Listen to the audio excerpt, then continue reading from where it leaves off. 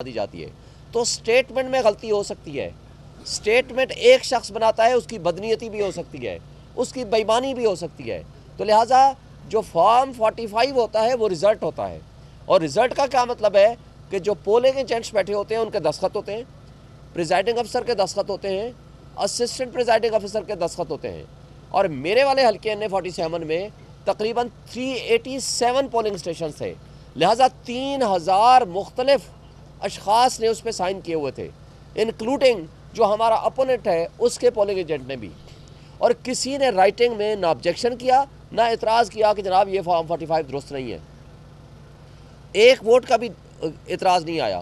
تو لہٰذا جو عثمان اشرف نام کے صاحب جو ہمارے ریٹرننگ افسر تھے NA47 کے، وہ NA47 میں جب وہ بیٹھتے ہیں فارم 47 بناتے وقت اس کو سارے کو اگنور کر لیتے ہیں. رات کو جب میں جاتا ہوں تو وہ باہر ایک سکرین لگی ہوتی ہے، سارے میڈیا کو پتہ ہے، جو اس کی ہم نے ویڈیو بھی بنائی. جو میرا ووٹ تھا ہمارے پاس فارم 45 کے مطابق وہ اس کے کھاتے میں ڈال رہے ہیں، اس کا ووٹ ہمارے کھاتے میں ڈال رہے ہیں. میں اندر چلا گیا، ان کو بتایا کہ جناب یہ آپ نہیں کر سکتے. میں نے ان کو 2 سوال کیے تھے، آج بھی آئے گا تو میں ان سے پوچھ لوں گا، لیکن وہ بھاگ گیا، نہیں آیا.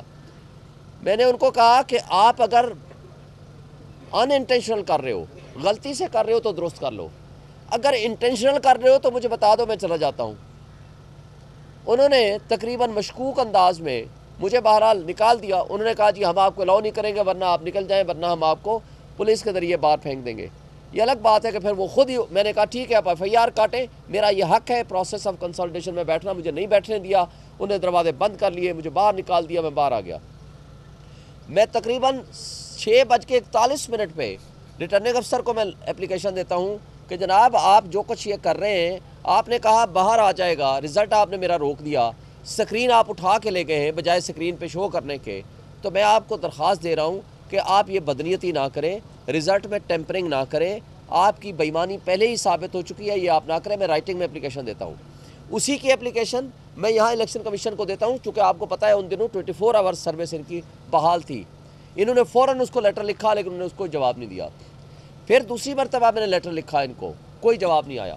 پھر تیسری مرتبہ میں نے ڈسٹرکٹ ریٹرننگ افسر جو DC ہوتا ہے، جو آج کل مشہور زمانہ DC ہیں، جن کا کام سوائے شاید کرپشن کے اور PTI کے خلاف 3 MPO آرڈر کرنے کے اور کوئی کام نہیں تھا، میں نے ان کو اپلیکیشن دی. وہ آپ کو پتہ ہے کوئی جواب بھی نہیں دیتے، نہ وہ ریسیو کرتے ہیں پراپر. اس کی کاپی میں نے یہاں دی. انہوں نے فوری طور پر ایکشن لیا، ان کو کہا جی آپ جواب دیں، مگر دن کے 1 بجے انہوں نے رزلٹ دے دیا. پھر فارم 47 2 بنائے ہوئے ہیں، ایک 9 کو ایک 10 کو، اور دونوں مختلف ہیں، دونوں میں ووٹ مختلف ہیں. ہر کینڈیڈیٹ کے 34 کینڈیڈیٹ ہیں، جس میں سوائے ایک کے 33 کینڈیڈیٹس کے اس میں ووٹ مختلف ہیں. وہ سارا رزلٹ میں نے ان کو سارا ریکارڈ دے دیا. پھر کیا کرتے ہیں کہ اگلے دن 11 تاریخ کو یہ ہوتا ہے جناب، کنسولیڈیشن کے لیے نوٹس آتا ہے فارم 48 بنانے کے لیے. میں یہاں 10 کو پٹیشن کرتا ہوں، 11 کو الیکشن کمیشن روک دیتا ہے پروسیس آف کنسولیڈیشن کو. ہم 10:30 بجے یہاں صبح ہم 11:30 بجے وہاں چلے جاتے ہیں RO کے پاس. ریٹرننگ افسر مجھے لکھ کے دیتا ہے کہ further consolidation process is postpone. جب وہ لکھ کے دیتا ہے وہ باہر پیسٹ کرتا ہے، باہر لگاتا ہے. اور اندر جب ہم جاتے ہیں تو تمام جو ہمارے تھے کینڈیڈیٹس اور ان کے نمائندے وہ اندر موجود ہیں، طارق فضل سمیت. وہ ہمیں لکھ کے دیتا ہے، ان کو بھی دیتا ہے، ہمیں بھی دیتا ہے. بعد میں کیا کرتا ہے جناب، جب ہم چلے جاتے ہیں تو گھنٹے بعد طارق فضل کو بلاتا ہے، وہ سارا ریکارڈ ٹیمپر کرتا ہے. جب ہمیں پتہ چلتا ہے ہم جاتے ہیں تو ہمیں اندر جانے کی اجازت نہیں ہوتی، بلکہ ہم جب واپس جانے لگتے ہیں تو ہماری گاڑیوں پہ ان کے غنڈے طارق فضل کے حملہ کر دیتے ہیں. اس کی ہم نے FIR کٹانے کی درخواست دی، لیکن گول مول FIR کٹی. ہماری گاڑیوں وکلاء کے گاڑیوں کے شیشے توڑ دیے، کیونکہ غنڈہ گردی ان کا مقصد ہے اور کچھ ہے ہی نہیں. تو یہاں جب آئے تو یہ ریٹرننگ افسر نے کیا کہا، ہاں جی میں نے لکھ کے تو دیا تھا، لیکن چونکہ میرے پاس 2 وکیل آئے تھے، ایک میں اور میرے ساتھ ایک بندہ، انہوں نے ہمیں تھریٹ کیا کہ اگر یہ نہیں کرو گے، یہ لکھ کے نہیں دو گے تو جناب ہم تو law and order situation create کر دیں گے. میں نے ڈر کے مارے، کیا لکھتے ہیں، میں نے بلیک میل ہو کے ڈر کے مارے میں نے لکھ کے دے دیا، لیکن میں کنسولیڈیشن مکمل کر چکا تھا. میں اس کی درخواست اپلیکیشن دیتا ہوں یہاں الیکشن کمیشن کو کہ یہ پیچھے ٹیمپرنگ کر رہا ہے طارق فضل اور ریٹرننگ افسر، لہٰذا ان کے خلاف ایکشن لیں. وہ اس پہ فوری طور پر آرڈر کرتے ہیں. یہ سارے آرڈر میں نے آج الیکشن کمیشن کو دے دیے. اب سوال یہ پیدا ہوتا ہے کہ میں نے ان کو کہا جج صاحبان کو کہ اگر زیادہ طاقتور جو اصل طاقت والے ہیں وہ اگر ان کے پاس چلے جائیں تو پھر اس کا مطلب ہے جو چاہیں ان سے کرا لیں. اور اگر میں ان سے یہ لکھوا سکتا تھا زبردستی 2 بندے، صرف 2 بندوں کا کہا، تو میں ان سے پھر فارم 47 48 بھی لے لیتا، پھر تو مجھے کچھ اور کرنے کی ضرورت ہی نہ ہوتی. پھر ایک سوال میں نے کیا کہ اس کا مطلب ہے کہ اس ریٹرننگ افسر سے کوئی کام کرانے کے لیے طاقت کا استعمال ضروری ہے، یعنی طاقت لے کر آپ چلے جائیں، زور زبردستی کرائیں تو اس سے جو چاہے آپ کرا لیں. تو اگر یہ کریکٹر ہے اس طرح کے ریٹرننگ افسر کا، تو سپریم کورٹ نے اس طرح کے ریٹرننگ افسر کو کہا کہ جناب یہ تو بڑے فرشتے ہیں، ان کے ذریعے دی جاتی ہے. تو سٹیٹمنٹ میں غلطی ہو سکتی ہے، سٹیٹمنٹ ایک شخص بناتا ہے، اس کی بدنیتی بھی ہو سکتی ہے، اس کی بےایمانی بھی ہو سکتی ہے. تو لہٰذا جو فارم 45 ہوتا ہے وہ رزلٹ ہوتا ہے، اور رزلٹ کا کیا مطلب ہے کہ جو پولنگ ایجنٹس بیٹھے ہوتے ہیں ان کے دستخط ہوتے ہیں، پریزائڈنگ افسر کے دستخط ہوتے ہیں، اسسٹنٹ پریزائڈنگ افسر کے دستخط ہوتے ہیں. اور میرے والے حلقے NA 47 میں تقریباً 387 پولنگ اسٹیشنز تھے، لہٰذا 3000 مختلف اشخاص نے اس پہ سائن کیے ہوئے تھے، انکلوڈنگ جو ہمارا اپوننٹ ہے اس کے پولنگ ایجنٹ نے بھی. اور کسی نے رائٹنگ میں نہ آبجیکشن کیا نہ اعتراض کیا کہ جناب یہ فارم 45 درست نہیں ہے، ایک ووٹ کا بھی اعتراض نہیں آیا. تو لہٰذا جو عثمان اشرف نام کے صاحب جو ہمارے ریٹرننگ افسر تھے NA 47 کے، وہ NA 47 میں جب وہ بیٹھتے ہیں فارم 47 بناتے وقت اس کو سارے کو اگنور کر لیتے ہیں. رات کو جب میں جاتا ہوں تو وہ باہر ایک سکرین لگی ہوتی ہے، سارے میڈیا کو پتہ ہے، جو اس کی ہم نے ویڈیو بھی بنائی. جو میرا ووٹ تھا ہمارے پاس فارم 45 کے مطابق وہ اس کے کھاتے میں ڈال رہے ہیں، اس کا ووٹ ہمارے کھاتے میں ڈال رہے ہیں. میں اندر چلا گیا، ان کو بتایا کہ جناب یہ آپ نہیں کر سکتے. میں نے ان کو 2 سوال کیے تھے، آج بھی آئے گا تو میں ان سے پوچھ لوں گا، لیکن وہ بھاگ گیا، نہیں آیا. میں نے ان کو کہا کہ آپ اگر ان انٹینشنل کر رہے ہو، غلطی سے کر رہے ہو تو درست کر لو، اگر انٹینشنل کر رہے ہو تو مجھے بتا دو، میں چلا جاتا ہوں.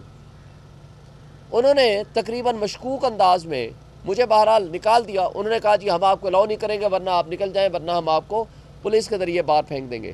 یہ الگ بات ہے کہ پھر وہ خود ہی، میں نے کہا ٹھیک ہے آپ FIR کاٹیں، میرا یہ حق ہے پروسیس آف کنسلٹیشن میں بیٹھنا، مجھے نہیں بیٹھنے دیا. انہیں دروازے بند کر لیے، مجھے باہر نکال دیا، میں باہر آ گیا. میں تقریباً 6:41 پہ ریٹرننگ افسر کو میں اپلیکیشن دیتا ہوں کہ جناب آپ جو کچھ یہ کر رہے ہیں، آپ نے کہا باہر آ جائے گا، رزلٹ آپ نے میرا روک دیا، سکرین آپ اٹھا کے لے گئے ہیں بجائے سکرین پہ شو کرنے کے. تو میں آپ کو درخواست دے رہا ہوں کہ آپ یہ بدنیتی نہ کریں، رزلٹ میں ٹیمپرنگ نہ کریں، آپ کی بےایمانی پہلے ہی ثابت ہو چکی ہے، یہ آپ نہ کریں. میں رائٹنگ میں اپلیکیشن دیتا ہوں. اسی کی اپلیکیشن میں یہاں الیکشن کمیشن کو دیتا ہوں، چونکہ آپ کو پتہ ہے ان دنوں 24 آورس سروس ان کی بحال تھی. انہوں نے فوراً اس کو لیٹر لکھا، لیکن انہوں نے اس کو جواب نہیں دیا. پھر دوسری مرتبہ میں نے لیٹر لکھا ان کو، کوئی جواب نہیں آیا.